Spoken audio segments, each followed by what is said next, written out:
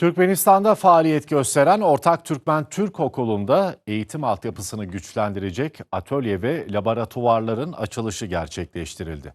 Açılış programına Türkiye'nin Aşkabat Büyükelçisi Ahmet Demirok ve eğitim müşaviri Cevdet Vural katıldı. Türkmenistan'ın başkenti Aşkabat'ta bulunan Ortak Türkmen-Türk Okulu'nda akıl ve zeka oyunları atölyesiyle yenilenen bilişim teknolojileri sınıfı ve fen laboratuvarı törenle hizmete açıldı. Açılışa Türkiye'nin Aşkabat Büyükelçisi Ahmet Demirok, eğitim müşaviri Cevdet Vural ve büyükelçilik mensupları katıldı. Yapılan çalışmalar kapsamında Bilişim Teknolojileri sınıfı, Milli Eğitim Bakanlığı'ndan gönderilen 20 adet bilgisayarla modern bir yapıya kavuşturuldu. Fen laboratuvarı ise yine Türkiye'den gönderilen güncel ders ve deney malzemeleriyle yenilendi.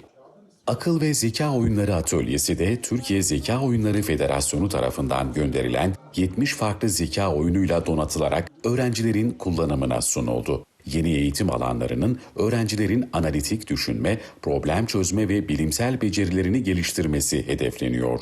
Tabii bu atölye hem bir yandan 21. yüzyıl becerileri dediğimiz bir takım becerilere hizmet ediyor. Hem de Türkiye Yüzyılı Marif Modeli'nin üst düzey beceriler dediğimiz işte akıl yürütme, problem çözme, stratejik düşünce gibi bir takım becerilere hizmet eden hem de aynı zamanda tüm çocukların ve öğrencilerimizin boş zamanlarını en iyi şekilde değerlendirilmesine hizmet edeceğini düşünüyoruz.